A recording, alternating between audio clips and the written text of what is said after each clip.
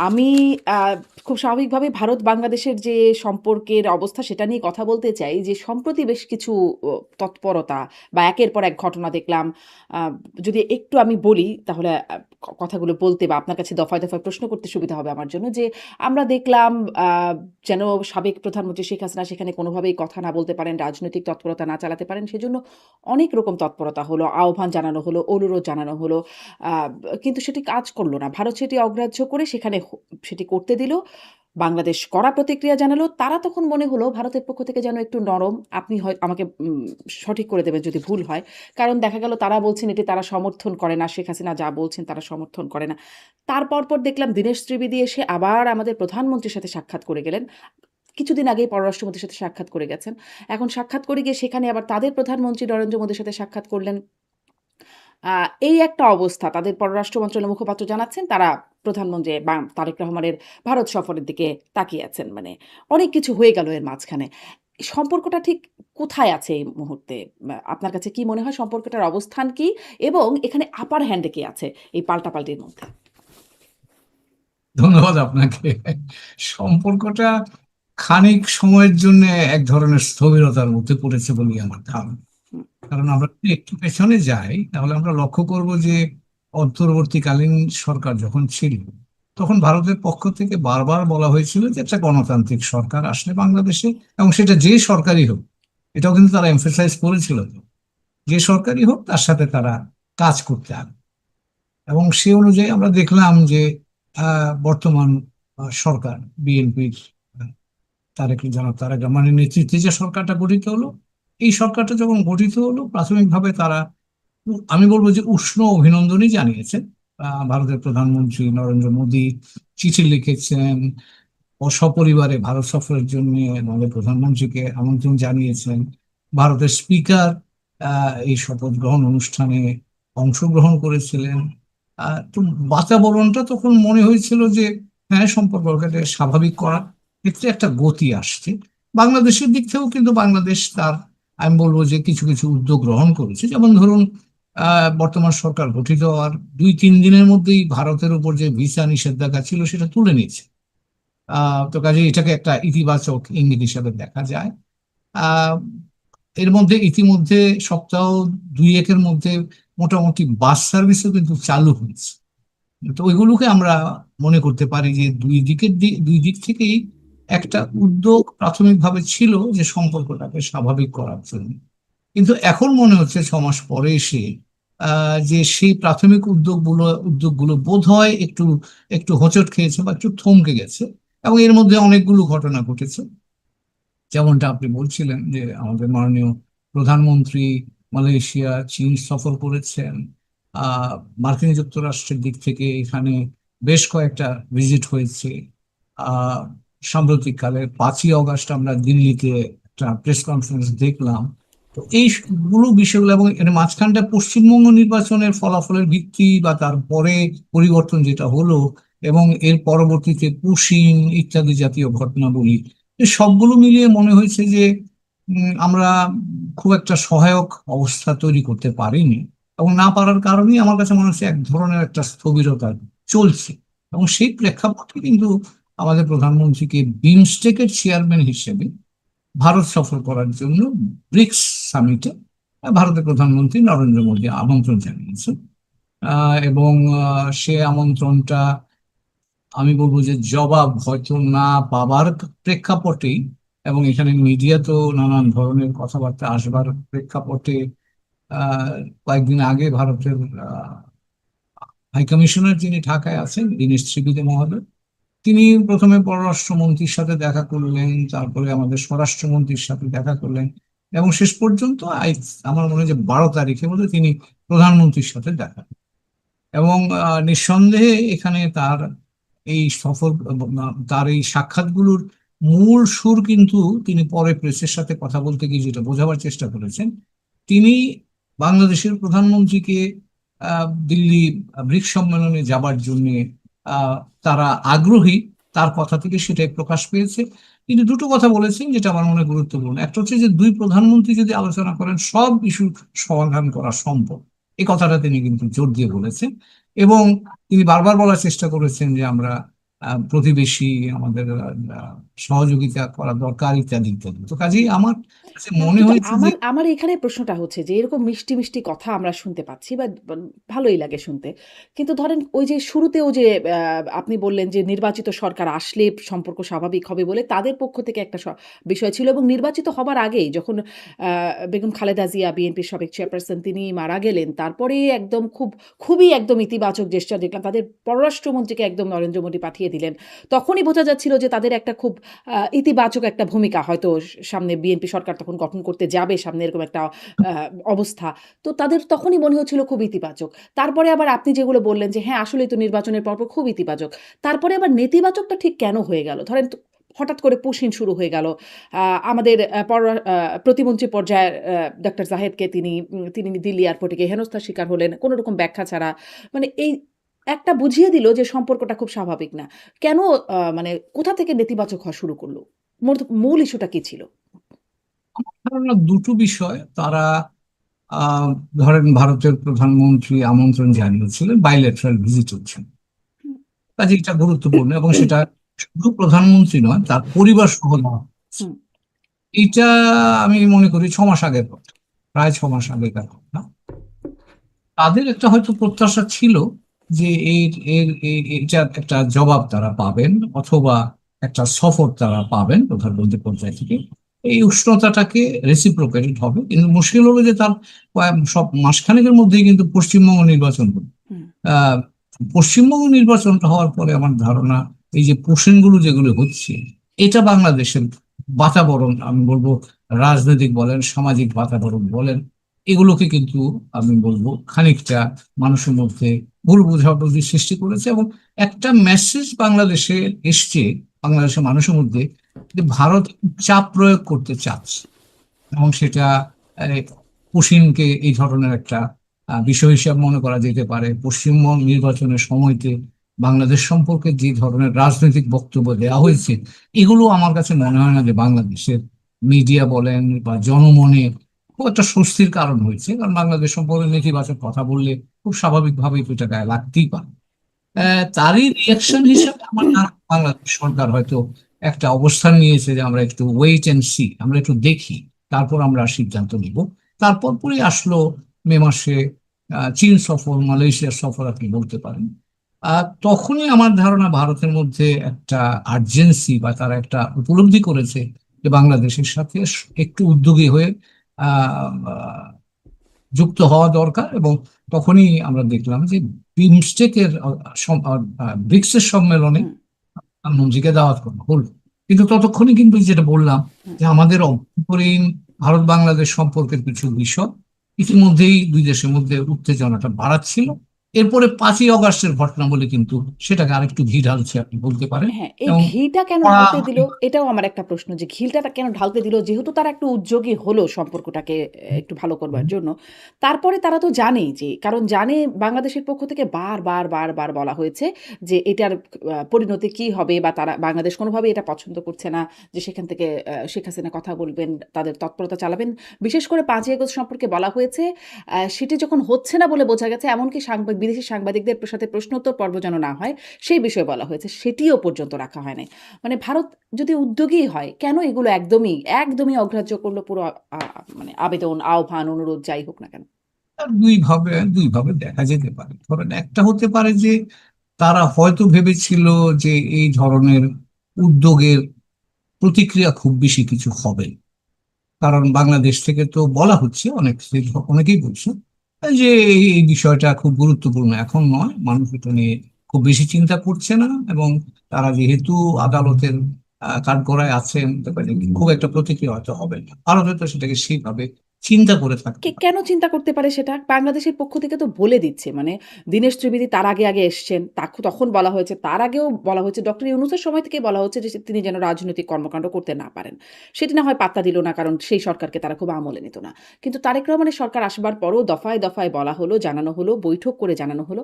তারপরেও কেন আ মানে আসলে তারা এটা বুঝল না? এটা এটা আমি সরকারের কাজের ধরন হিসেবে সাধারণভাবে বলছি কথাটা।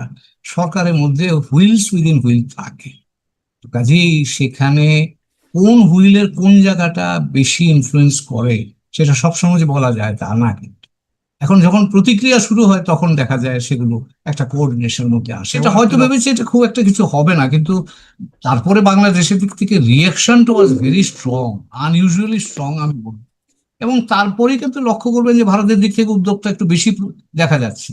হুম। তাদের রয়েস ঢাকা এসেছিলেন, তিনিও প্রাইম মিনিস্টার অ্যাডভাইজারের সাথে কথা বললেন, হাই কমিশনার মহোদয় কথা বললেন, তিনি গিয়ে আবার ওই দিনই দিল্লিতে ফেরত গিয়ে ভারতের প্রধানমন্ত্রীর সাথে কথা বলেছেন। তার অর্থ হচ্ছে যে তারা বেশ উদ্যোগী হয়ে চেষ্টা করছে এখন দিল্লিতে যাতে ব্রিক্স সম্মেলনে আমাদের প্রধানমন্ত্রী যান তার জন্য। আচ্ছা। এখন এখানে ইস্যুটা আসবে, দুই পক্ষেরই তো এখন প্রায়োরিটিজ আছে। এখন এই প্রায়োরিটির মধ্যে ভারতের কিছু প্রায়োরিটিজ আছে, আমাদের কিছু প্রায়োরিটিজ আছে। এই প্রায়োরিটিস গুলোতে আমরা কে কার কতটা কাছাকাছি আমরা থাকবো তার উপর নির্ধারিত হবে এই ভিজিটে প্রধানমন্ত্রী যাবেন কি যাবেন, আমার কাছে মনে হচ্ছে। এটা একটা গুরুত্বপূর্ণ প্রশ্ন। এই প্রশ্নটা একটু আলাদা করে কথা বলতে চাই। প্রধানমন্ত্রী যাবেন কি যাবেন না, গেলে কি হবে আর না গেলে কি হবে সেটা নিয়েও একটু কথা বলব। কিন্তু এই যে ভারতের প্রায়োরিটি এবং আমাদের প্রায়োরিটির কথা বলছেন, ভারতের প্রায়োরিটিতে কেন মানে বাংলাদেশের সাবেক প্রধানমন্ত্রী ক্ষমতাচ্যুত তিনি শেখ হাসিনা সেখানে আশ্রয়ে আছেন। তার সংবাদ সম্মেলনটা কেন প্রায়োরিটির মধ্যে পড়ল? মানে এটা তো না করতেই দিতে পারতেন। সম্মেলন না, সংবাদ সম্মেলন শুধু না, এর ফলে দুই দেশের মধ্যে যে টেনশনটা তৈরি হলো, বাংলাদেশ সরকারের জন্য নিশ্চিতভাবে এটা একটা এক ধরনের, এমনিতেই গভর্নমেন্ট এখন অনেকগুলো ক্রাইসিস হ্যান্ডেল করতে হচ্ছে। আপনি ইকোনমিক ক্রাইসিস আছে, এর মধ্যে এনার্জি ক্রাইসিস নতুন করে তৈরি হয়েছে, এর মধ্যে আবার আরেকটা এরকম ক্রাইসিস নিয়ে গভর্নমেন্টের জন্য তো একটা হুম। Decision point. সবাই পলিটিক্যাল পার্টিগুলো নানান কথা বলছে, পাবলিকের মধ্যে এক ধরনের কথাবার্তা হচ্ছে মিডিয়াতে। এবং ভারতেও কিন্তু লক্ষ্য করুন, ভারতের মিডিয়াগুলোও কিন্তু এখন তারা একটা কথা বলার চেষ্টা করছে, তারা উপলব্ধি করছে যে ভারত বাংলাদেশের সম্পর্কটা এখানে প্রাধান্য পাওয়া উচিত। আমি ভারতের অনেকগুলো মেইন স্ট্রিম মিডিয়া দেখে কথাটা বলছি। তো কাজে এই বিষয়গুলো নিয়ে বাংলাদেশের ভেতর বাংলাদেশ সরকারের তো পলিটিক্স আছে, তাকেও তো একটা আইডিয়াটা সেল করতে হবে হুম। যে কেন প্রধানমন্ত্রী ভারতে যাবেন। এবং আমরা ভুলে গেলে চলবে না যে 24-এর রেশ কিন্তু এখনো শেষ হয়ে যায়নি। 24-এর রেশ বাংলাদেশে এখনো আছে, যারা ক্ষতিগ্রস্ত হয়েছে তারাই সমাজে আছে, আর আইনি প্রক্রিয়া চলমান। তো কাজে এইগুলোর একটা ইম্প্যাক্ট তো এখানে আছে। এবং যখনই 5 তারিখে ঘটনাবলীটা হয়েছে, তখন এই সবগুলো ইস্যু সামনে চলে এসেছে। তখন নতুন করে আবার লোকজন ভাবা শুরু করেছে, কি ঘটেছিল সেগুলো আবার স্মৃতিতে নিয়ে আসবার চেষ্টা করেছে। এবং সেগুলো সবগুলোই সরকারের জন্য ইন এ ওয়ে কনস্ট্রেনিং ফ্যাক্টর বলতে পারো। এবং সরকারের জন্য তার নীতিগত সীমাবদ্ধতা তৈরিও করে থাকতে পারে। আমি জানি না, আমি বাইরে থেকে বলছি। হুম। মানে এটাই কি কারণ যে মানে বাংলাদেশ সরকার এত তখনও মানে ভারত সিরিয়াসলি না নিক বা বুঝতে না পারুক, কিন্তু বাংলাদেশ সরকারকে খুবই তৎপর মনে হয়েছে যেন কোনোভাবেই শেখ হাসিনা সেখানে কথা বলতে না পারেন এটি। মানে আ এ এটাই কি কারণ যে এই ২৪ এর স্মৃতি আবার মানে আবার সবার মাথাচাড়া দিয়ে উঠবে এরকমই, এটাই কি একটা কারণ ছিল নাকি আরো কি কারণ এটা খুব থাকতে একটা পারে? বড় কারণ। মানে আমি কথা বললে আর শেখ হাসিনা কথা বললে ধরেন কি সমস্যা? এবং এত তৎপরতা অনেক কিছুর বাইরে মানে এটাকে প্রায়োরিটি দিয়ে সরকার এত তৎপরতা চালালো সেটি ব্যর্থই হবে বলতে হবে। সেটি কোনো কাজে আসলো না। উম মানে শেখ হাসিনা কথা বললে আ কি ক্ষতি হলো? তিনি যে বললেন তাতে আসলে ক্ষতি কি হলো? না, ক্ষতি সেটা আমি তো বললাম আপনাকে যে এখানে এক ধরনের মানসিক অস্থিরতা তৈরি হয়।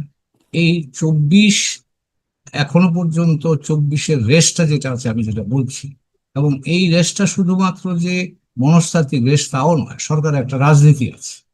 এবং সেই 24 যারা ধারণ করে 24-কে নিয়ে যারা কথা বলছে, এখনো যারা কথা বলছে, সরকারের তাদের সাথে পলিটিক্যাল এগ্রিমেন্ট ডিসএগ্রিমেন্টের ব্যাপারটাও তো আছে।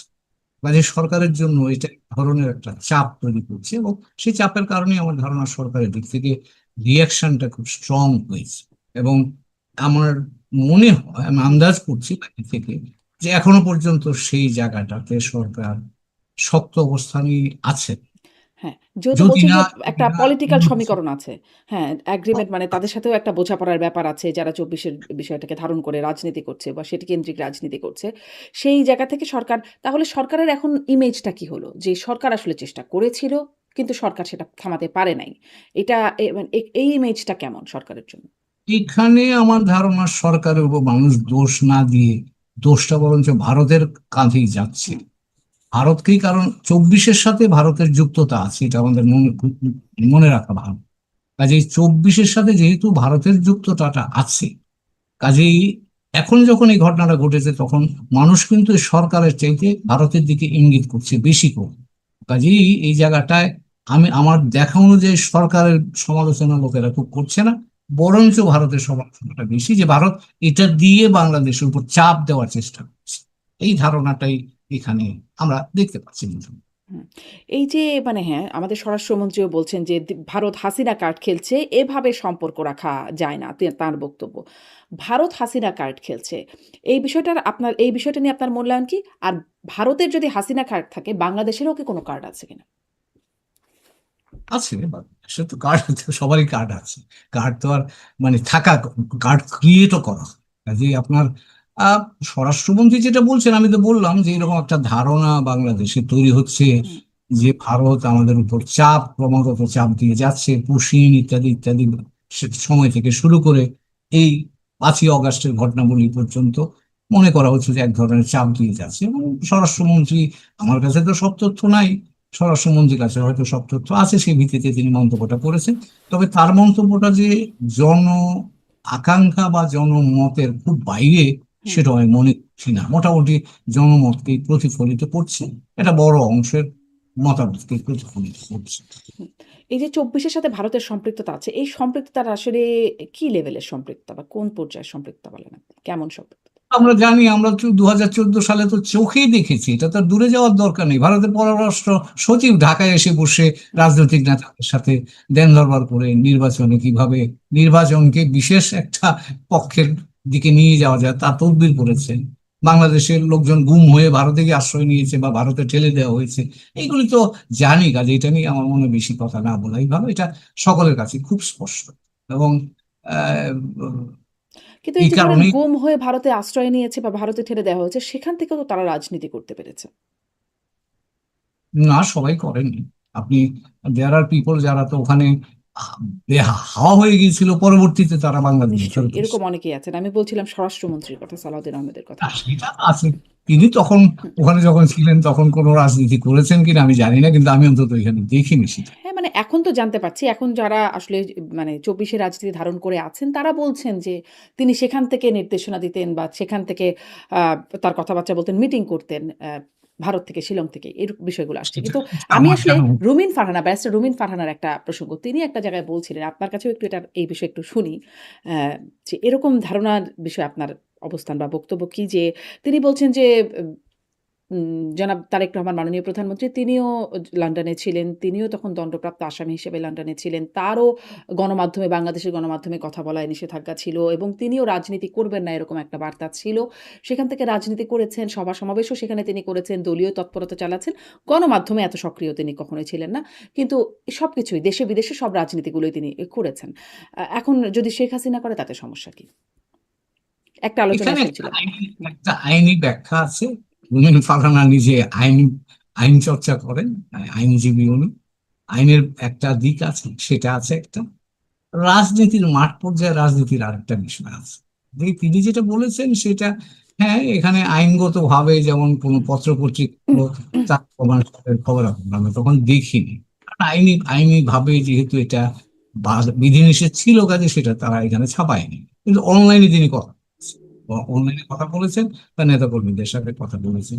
তো সেটা এখনো আমি যদি বলেন আপনি, আহ, তখনকার প্রেক্ষাপটে আইনি অবস্থা ছিল, এখনকার প্রেক্ষাপটে আরেকটা আইনি অবস্থা আছে।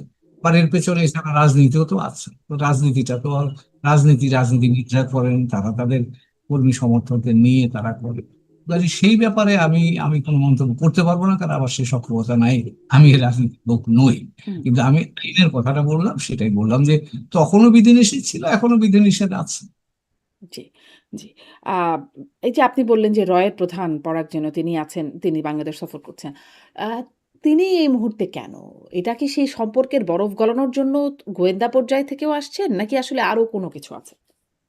সেটা তো ভাই আমার পক্ষে, আমি যদি অতটা জানতাম আমি হ্যাঁ, ভিতরে থাকলে বলতে পারতাম। কিন্তু আমি যেটা আন্দাজ করতে পারি বাইরে থেকে, তিনি হয়তো হয়তো আমি বলছি যে একটা আহ, কদিন আগে আমাদের যিনি নিরাপত্তা উপদেষ্টা তিনিও কিন্তু ভারতে গিয়েছিলেন। প্রধানমন্ত্রী যিনি উপদেষ্টা তিনিও গিয়েছিলেন। তো এটা হয়তো পাল্টা সফর হতে পারে, কিন্তু যেহেতু কনটেক্সটটা এখন এরকম, একটা ব্রিক্স সম্মেলনের দাওয়াত আছে, সেখানে হুম যাওয়ার জন্য খানিকটা পারসুয়েট করার বিষয় থাকে, সেটাও একেবারে আলোচনার বাইরে ফেলে দেওয়া যাবে বলে মনে হয়। কাজেই, কারণ তাদেরও কথার গুরুত্ব নীতি নির্ধারণী পর্যায়ে যথেষ্ট আছে। এটা আমি যেহেতু কাজ করেছি আমি আপনাকে বলতে পারি। কারণ সেই জায়গায় তিনি প্রধানমন্ত্রীর নিরাপত্তা উপদেষ্টার সাথে কথা বলেছেন, এই কথাটা যে শুধুমাত্র মানে প্লেজেন্ট্রিজ এক্সচেঞ্জ তা মনে করার কোনো কারণ নাই। সেখানে যদি ভারত বাংলাদেশ সম্পর্কে কোনো গুরুত্বপূর্ণ উপাদান থেকে থাকে, মনে করা যেতে পারে সেই উপাদানও এই আলোচনায় উপস্থিত থেকে থাকবে। আহ, পররাষ্ট্র মন্ত্রণালয়ের মুখপাত্র রণধীর জয়সওয়াল এর আগে বিভিন্ন সময় যখন সংবাদ সম্মেলন করেছেন, তার কথায় শোনা গেছে যে বাংলাদেশের সাথে পাকিস্তানের যে যোগাযোগ, যেটি 5 আগস্ট পরবর্তী বেড়েছে, সেই বিষয়টিতে তারা নজর রাখছে। তাদের গুরুত্বপূর্ণ ব্যক্তিরা আসছে যাচ্ছেন, এই যে সম্পর্ক বা যোগাযোগ, তারা এই বিষয়টিতে নজর রাখছেন। আহ, মানে এটির এই নজর রাখাটা কেমন, আসলে এই নজর রাখার বার্তাটা কেমন? কারা নজর রাখছে, কারা? ভারত ভারত নজর রাখছে সবাই সবার বাংলাদেশের সাথে পাকিস্তানের যে যোগাযোগ বেড়েছে। সবাই সবার সাথে, ইন্টেলিজেন্স এজেন্সি গুলো কাজই তো তার। হুম তারা শুধু এই দেশের না, বন্ধু দেশের উপরও তারা নজরদারি। তো হুম কাজেই আপনি মনে করিয়ে দিই, জার্মানির অ্যাঙ্গেলা মার্কেলের টেলিফোন হ্যাক করেছিল, মনে আছে আপনার, কত হুম কয়েক বছর আগের হুম বন্ধু। তারা তো মিত্র। তো সেখানেও তো একটা দেশের চ্যান্সেলরের মোবাইল ফোনে তার বন্ধু রাষ্ট্র তার কথা শুনবার জন্য ওখানে উপস্থিত থেকেছে। তো কাজেই আপনি যার যেখানে স্বার্থ আছে সে তার প্রতি তার নজর থাকবে। সে কার সাথে কি করছে না করছে এটা খোঁজ খবর নেওয়ার চেষ্টা করবে। এটাকে আমি খুব অস্বাভাবিক কোনো হুম। বিষয় বলে মনে করি না। কাজে এটা কিন্তু এই যে মানে ওই অস্বাভাবিক বিষয় বলে মনে করেন, মানে যখন ধরেন অ্যাঞ্জেলা মার্কেলের ফোন যখন হ্যাক করছে বা শুনছে গোপনে আড়ি পাতা, সেই বিষয়টি তারা বলে কয়ে করছে না, কিন্তু এখানে আবার বলে দিচ্ছে যে আমরা নজর রাখছি, মানে এই যে কারণটা বা। হচ্ছে, আমি আমি আমি হ্যাঁ। বলছি যে আমিও কিন্তু সজাগ আছি, তুমি একটু সজাগ, সাবধান থেকো। আচ্ছা। এরকম মানে কিছু একটা থাকবে আচ্ছা। হয়তো। আ আ এই যে আ মাঝখানে আবার এর মধ্যে ভারতের বিষয় নিয়ে কথা বলছি। মার্কিনীদের সাথেও অনেক বিষয় আসলে আছে, এবং আমরা আগে একটা কথা শুনতাম, বলতাম যে ভারতের লেন্স দিয়ে যুক্তরাষ্ট্র বাংলাদেশকে দেখে। এখন সেই লেন্স কিরকম হয়েছে যুক্তরাষ্ট্রের জন্য এবং বাংলাদেশের সাথে সম্পর্ক ভারত, কারণ মাঝখানে আরো একটা ঘটনা ঘটলো। দীনেশ ত্রিবেদী যখন আ মানে সার্জিও গোর, মার্কিন প্রেসিডেন্ট ট্রাম্পের বিশেষ দূত, দক্ষিণ এশীয় বিশেষ দূত, তিনি যখন বাংলাদেশ সফর করলেন, তার মধ্যে সূচির বাইরে গিয়ে তিনি দীনেশ ত্রিবেদী, ভারতের রাষ্ট্রদূতের সাথে সাক্ষাৎ করলেন। এবং সেখানে যে কি কথাবার্তা হলো সেটি খুব জানা গেল না। এইটা একটা খুব একটু আ এক্সেপশনাল ঘটনাই বটে। ফলে এখন বাংলাদেশ নিয়ে তাদের মধ্যেও কি কিছু হচ্ছে? ভারত, যুক্তরাষ্ট্র? এখানে আমাকে যে জিজ্ঞেস করেন, আমি যেটুকু পর্যবেক্ষণ করছি বা যেটুকু দেখি বুঝি, তাতে আমার মনে হয় যে ভারত এবং মার্কিন যুক্তরাষ্ট্রের মধ্যে বাংলাদেশ নিয়ে আগেও মতের পার্থক্য ছিল, হুম, এবং সেটা আমরা জানি। 2018 সাল থেকে, 14 সাল থেকে ইনফ্যাক্ট, তখন মার্কিন যুক্তরাষ্ট্রের বাংলাদেশের রাষ্ট্রদূত যিনি ছিলেন, তিনি নির্বাচনটা যাতে অংশগ্রহণমূলক হয় তার জন্য তিনি ইন্ডিয়াতে গিয়ে দেন দরবার করেছিলেন। কিন্তু তাতে কোনো কাজ হয়নি। কারণ তখন ভারত, মার্কিন যুক্তরাষ্ট্র বাংলাদেশকে প্রায় এক দৃষ্টিতে দেখত। আমার ব্যক্তিগত ধারণা যে 2018 সালের পর থেকে সেইটা দুই দুইজন দুইভাবে দেখার চেষ্টা করেছে, যে কারণে ভারতের সাথে এটা নিয়ে একটা টেনশনও মার্কিন যুক্তরাষ্ট্রে ছিল। 24 সালের পরে আমার মনে হচ্ছে যে মার্কিন যুক্তরাষ্ট্র ইন্ডিপেন্ডেন্টলি বাংলাদেশের সাথে কাজ করতে আগ্রহী।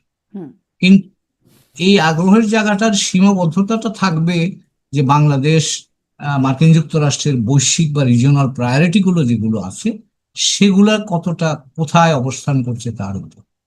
তবে সেই জায়গাতে আমার ধারণা এই যে এই যোগাযোগগুলো, সেই বিষয়টাও এর সাথে জড়িয়ে জড়িয়ে থাকতে পারে। তবে এখনো পর্যন্ত মার্কিন যুক্তরাষ্ট্র বাংলাদেশের সাথে ইন্ডিপেন্ডেন্টলি হ্যান্ডেল বা ইন্ডিপেন্ডেন্টলি রিলেশনশিপ রাখতে আগ্রহী বলে আমার মনে হচ্ছে। হুম, যেহেতু বাংলাদেশে একটা ডেমোক্রেটিক ট্রানজিশন হচ্ছে, যেহেতু ভারত বাংলাদেশ সম্পর্কে এক ধরনের টেনশন আছে, মার্কিন যুক্তরাষ্ট্রের আগেও করেছে।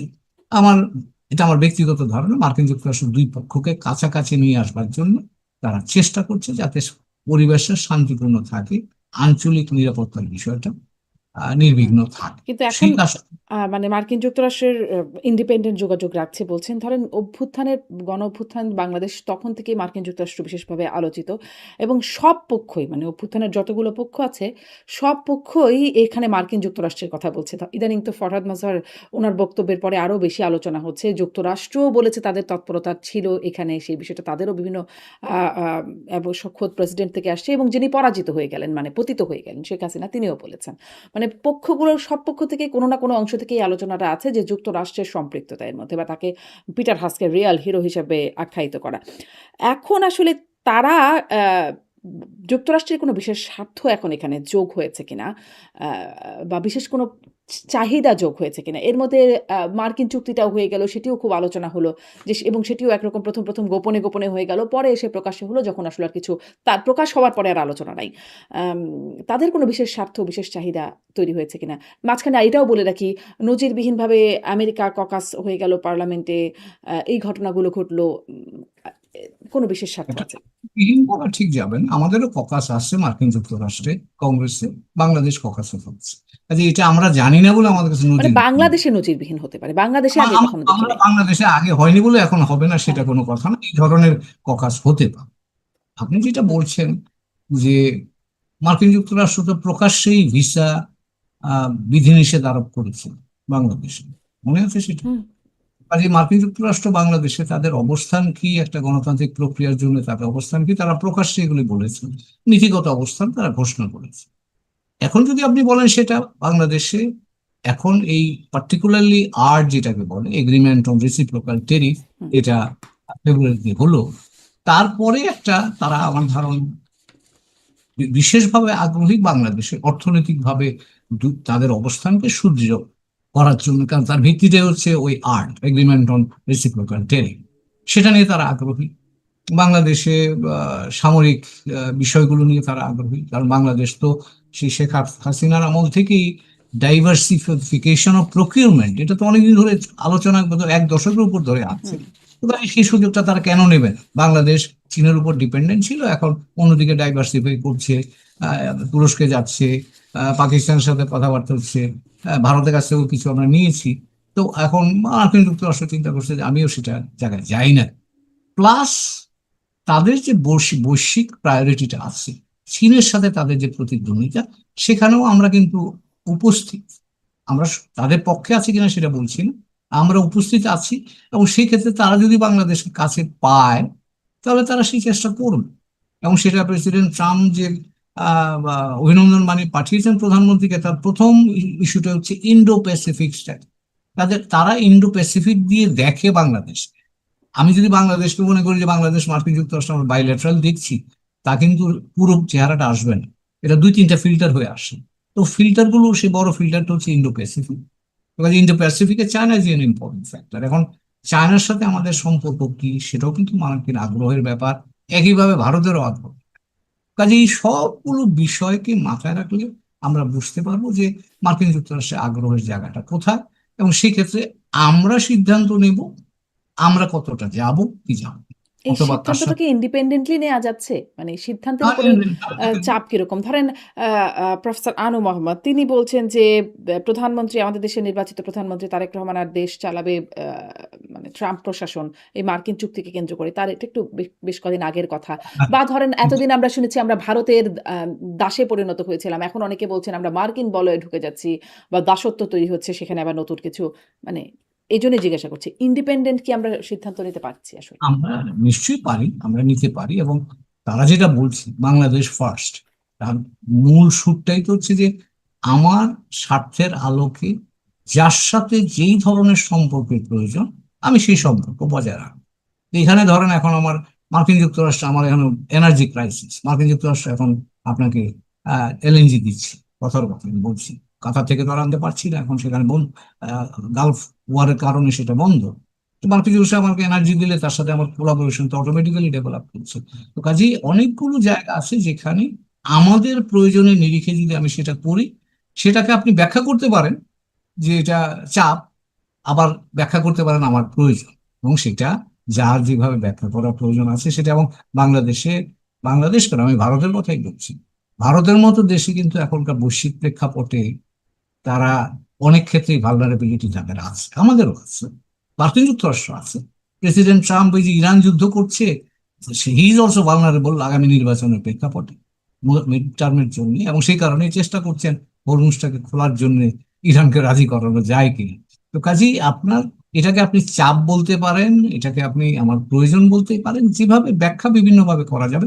কিন্তু আমরা আমাদের এখনকার প্রেক্ষাপটে অর্থনীতিটাকে চাঙ্গা করা দরকার, আমার বিনিয়োগ দরকার আমার এখানে, এবং সেটা কিভাবে যেভাবে আমি পাবো, যাদের কাছ থেকে পাবো, সে তাদের সাথে আমাকে কাজ করতে হবে। এবং হ্যাঁ, আপনি যদি বলেন আমি আমার সক্ষমতা অনুযায়ী আমি হয়তো যদি দক্ষতায় এটাকে রূপান্তরিত করতে পারি, এটা ভালো। কিন্তু আমরা তো সব জায়গায় সক্ষম নই, এটা আমাদেরকে মানতে হবে। হুম। আম ফলে ওভাবে বলবার কোনো সুযোগ নাই যেভাবে আসলে প্রফেসর রানু মোহাম্মদরা বলছেন। আপনি কি তাই মনে এটা ওনার করেন? ব্যক্তিগত মত হতে পারে, অনেকেরই তার ব্যক্তিগত, সেটা সেই মতকে আমরা সম্মান করি, কিন্তু সেটাই যে বাস্তবতা। কারণ পলিটিক্স এন্ড পলিসি দুইটা জিনিস আলাদা। পলিটিক্সে আপনি যা বা আপনি যখন বলবেন আপনি যে কোনো কথাই বলতে পারেন, কারণ এটার কোনো দায় দায়িত্ব আপনার না। কিন্তু আপনি যখন পলিসি করবেন তখন আপনাকে রেসপন্সিবিলিটি নিতে হবে। তো কাজেই পলিটিক্স যে কোনো স্পেকট্রামে যে কোনো জায়গায় থাকতে পারে, পলিসি যখন করবে তখন আপনাকে বাই ডেফিনেশন আপনাকে মাঝামাঝি এসে যেতেই হবে। সেই সেই জন্যই এখন পলিসি প্রায়োরিটি যখন আসে তখন আপনাকে আপনার প্রয়োজন যেটা, যার সাথে গিয়ে যা আপনার প্রয়োজন মেটানো যাবে, তার সাথে আপনার কাজ করতে হবে। হয়তো পছন্দ হতে পারে আর পছন্দ নাও। আ আবারও একটু আসি ভারত বাংলাদেশের সেই জায়গায় আপনি বলছিলেন যে সামনে ব্রিক্স সম্মেলনে যে আমন্ত্রণ জানানো, সেখানে ইতোমধ্যে কিছু কথা চাউর হয়েছে গুঞ্জন যে আমাদের দেশের প্রধানমন্ত্রী তারেক রহমান তিনি যাবেন না সেই সফরে। মানে এটারই একটা রিঅ্যাকশন এই যে কড়া প্রতিবাদ তারই একটা রিঅ্যাকশন। যদিও সরকারের পক্ষ থেকে এরকম কোনো স্পষ্ট করে জানানো হয় নাই যে তিনি যাবেন নাকি যাবেন না কিছুই জানানো হয় নাই। আপনি মানে এটাও আপনার কাছে প্রশ্ন যে তিনি গেলে কি হবে, না গেলে কি হবে বা কোনটা উচিত হবে? এটা কঠিন প্রশ্ন করলেন আমার। এই সিদ্ধান্তের উপর আমার কোনোই আমি যোগাযোগ নাই, সেই প্রেক্ষাপট থেকে বলি। আমি যেহেতু কূটনীতির মানুষ, আমাকে এই জগতে অনেকদিন বিচরণ সুযোগ হয়েছিল, আমি মনে করি যে ধরেন যদি আমার কোনো চ্যালেঞ্জ থাকে, আমার যদি কোনো বিষয় থাকে যে বিষয়ে আমার বক্তব্যটাকে বলিষ্ঠভাবে উপস্থাপন করা দরকার, তাহলে সর্বোচ্চ রাজনৈতিক পর্যায়ের যোগাযোগ বা আলোচনার কোনো বিকল্প নেই। আমি আমি পছন্দের কথা বলতে পারবো, অপছন্দের কথা বলতে পারবো। আর ভারত বাংলাদেশ সম্পর্কে এখন যেই জায়গায় আছে, সেখানেও আমার মনে হয় যে সর্বোচ্চ পলিটিক্যাল লেভেলের ডিসিশন ছাড়া এই আমাদের এই বর্তমান যে স্থবিরতা থেকে বেরোনো কঠিন হবে। কাজে সেই বিবেচনায় ব্রিক্স সম্মেলনটা উপলক্ষ হলেও সেক্ষেত্রে ভারত বাংলাদেশের সর্ব রাজনৈতিক পর্যায়ের সর্বত্র নীতি নির্ধারকরা যদি বসেন, আলাপ আলোচনা করেন, তাহলে যার যেটা প্রায়োরিটি, সেই হুম। প্রায়োরিটিটা তারা সুস্পষ্টভাবে একে অপরের সাথে। কিন্তু আপনি আবার ওই যে বলছিলেন না যে রাজনৈতিক দেশের রাজনৈতিক একটা সমীকরণ আছে। ভারত বিরোধিতার জায়গা আছে। ২৪ কে ধারণ করে যারা আসলে রাজনীতিটা মূলত ওইটার মানে ২৪ কে বেস করে যারা রাজনীতি করছে তারা আসলে ওই চাপ দেবার জন্য একটা তাদের পক্ষ থেকেও একটা বার্তা ছিল। ফলে তারা এখানেও চাপ দেবে কিনা যে প্রধানমন্ত্রী যাবেন কি যাবেন না? এবং তারও একটা প্রভাব থাকবে কিনা?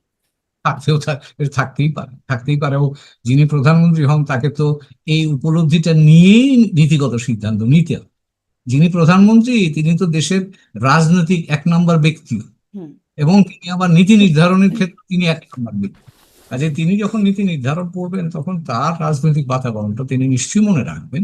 কিন্তু আমি যেটা বলছি যে আপনার যদি কোনো বিষয়ে সুস্পষ্টতা প্রয়োজন হয়, তাহলে আপনি সেটাকে এটা ব্যক্ত করেন বা এটা সম্পর্কে একটা কমন গ্রাউন্ড একটা জায়গায় আসবেন, সেটা আলোচনা ছাড়া তো আর কোনো ব্যবস্থা নাই। তো সেই প্রেক্ষাপট থেকে আমি বলছি যে এই ডায়ালগ, এই কনভারসেশনটা ফেস টু ফেস হওয়ার কোনো বিকল্প নেই। সেই জায়গায় আমার বিবেচনায় গেলে এটা এই সুযোগটা হয়তো নেওয়া সম্ভব হতে পারে। হবে কিনা আমি জানি না, কিন্তু আমি হুম। আন্দাজ করি কিন্তু ধরেন আচ্ছা যদি শেষ না করেন। যায় তাহলে টেনশনটা বাড়বে।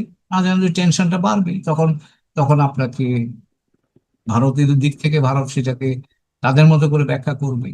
তারা আরেকটু হার্ড লাইনে যেতে চেষ্টা করবে, আমাদেরও হার্ড লাইনে যাওয়ার চেষ্টা করবে। তো কাজেই তাতে করে আমি মনে করি সেটা দুই দেশের কারোর জন্যই মঙ্গল হবে। কিন্তু এর কারণ মধ্যে ধরেন যে সেই যে হাসিনা কার্ড সেই বিষয়টা তো রয়েই গেছে। সামনে ধরেন আরো তারা বলে রেখেছে, আম শেখ হাসিনা ঘোষণা দিয়ে রেখেছেন যে ডিসেম্বরের মধ্যেই তিনি দেশে ফিরবেন। এর মধ্যে রাজনৈতিক তৎপরতাও তারা চালাচ্ছেন। ৫ই আগস্টের পরেও নানান রকম তাদের নেতাকর্মীদের সাথে যোগাযোগ, সেরকম কথাবার্তা শোনা গেছে বা তাদের রাজনৈতিক তৎপরতা তারা চালিয়ে যাচ্ছেন। ফলে আ ৫ই আগস্টে যে থেমে গেল তা তো না। এরকম তো চলছে। এ সত্ত্বেও মানে এটি আবার কোনো নতুন আরেক মানে এই বাধাটাই চলমান থাকবে কিনা? এই এটা শেখ বলা হাসিনার মুশকিল, কার্ডটা কি হবে আরকি? সেটা আমার প্রশ্ন।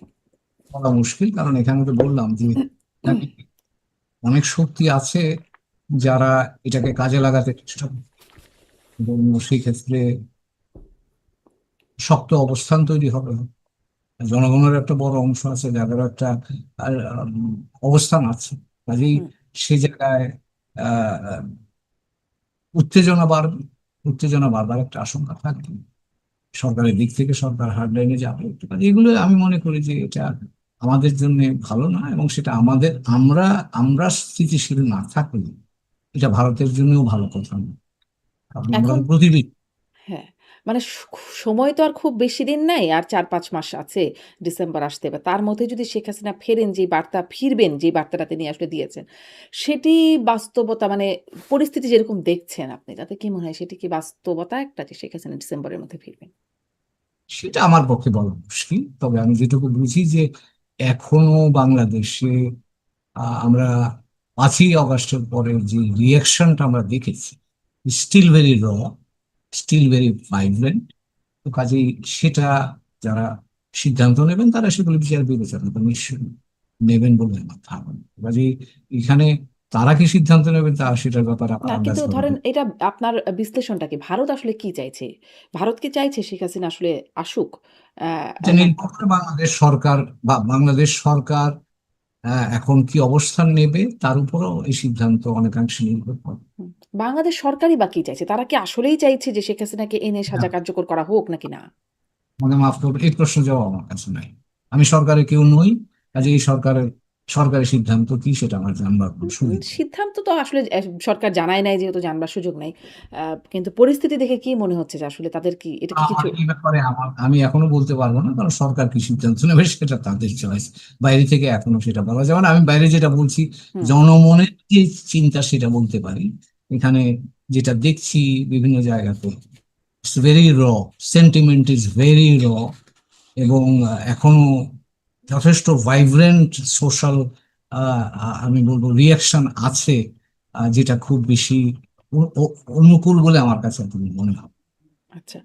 এর মধ্যে আবার কিছু ঘটনা ঘটছে। ধরেন কিছু আ উগ্রবাদী গোষ্ঠী সোচ্চার হওয়ার মতো বিষয় দেখা যাচ্ছে। যেমন সাভারে বোমা পাওয়া গেল বা সেটি বিস্ফোরণ করানো হলো। আদালত চত্বরে বোমা বিস্ফোরণ হলো। পুলিশ হেডকোয়ার্টার্স থেকে একটা সতর্ক বার্তা দেওয়া হচ্ছে। অতি জরুরি বার্তা দেওয়া হচ্ছে সব পুলিশ সদস্যদের জন্য যে তারা যেন সচেতন থাকে, এরকম সতর্ক থাকে, এরকম একটা বার্তা দেওয়া হচ্ছে। মাঝে, মাঝে এরকম আসছে। কিছুদিন আগে এয়ারপোর্টে সতর্কতা দেওয়া হলো। মানে বারবার এরকম হচ্ছে। আ আমাদের কি নিরাপত্তা কোনো সংকট আছে এই সময়? এটা এখন নিরাপত্তা সংকট তো বিভিন্ন দিক থেকেই থাকতে পারে, এবং আপনি যেটাকে ব্যাখ্যা করার চেষ্টা ধরেন করছেন বা ধরেন ইঙ্গিত যদি করছেন, আপনাকে বলি আপনি কূটনীতিক হিসেবে ভূ-রাজনৈতিক অবস্থানগত দিক থেকে কোনো নিরাপত্তা সংকট দেখেন। কারণ এর সাথে তো আসলে এই বিষয়গুলো জড়িত কোনো না কোনোভাবে। সেজন্যই জিজ্ঞাসা। এখন এখন সবাই মানে এখানে আপনি যেটা দেখছেন সেটা যে কোনো দিক থেকে আসতে পারে এই মুহূর্তে আমার কাছে মনে হয়। হুম, কাজেই আপনি যেটা ইঙ্গিত করতে চাচ্ছেন সেই হ্যাঁ। আরো ইঙ্গিতটা যদি সরাসরি ইঙ্গিত না করে হোম গ্রাউন্ড মনে হচ্ছে এই বিষয়টা, মানে এই যে তৎপরতা উগ্রবাদের বিষয়টা বাড়ছে, এটা কি আমাদের নিজস্ব দেশীয়? নাকি এর মধ্যে আন্তর্জাতিক তৎপরতাও আছে? পার্শ্ববর্তী দেশ বা অন্য দেশ, এখন বিভিন্ন দেশ? ওইরকম কোনো এই আমরা দুই একটা ঘটনা দেখছি, বিচ্ছিন্ন ঘটনা, কিন্তু আহ এইরকম কোনো আমার মনে হয় না যে এটা একটা বেসিক্যালি হোমগ্রোনই হতে পারে, কারণ ওইরকম কনসিস্টেন্ট এই মুহূর্তে ইন্টারন্যাশনাল কোনো কানেক্টিভিটি তো আমাদের দৃষ্টিতে বা এখানকার মিডিয়া তো আমাদের নজরে আসছে না। ভারত-বাংলাদেশ সম্পর্কে সম্ভবত শেষ প্রশ্ন এটি যে ডিসেম্বরে গঙ্গা চুক্তির মেয়াদও শেষ হচ্ছে। আ সেটিরও ভবিষ্যৎ কি মনে হয়? সম্পর্ক যেই অবস্থায়? হওয়া দরকার, সেটা আলোচনাটা হওয়া দরকার, এবং সেটাও আমাদের জন্য একটা গুরুত্বপূর্ণ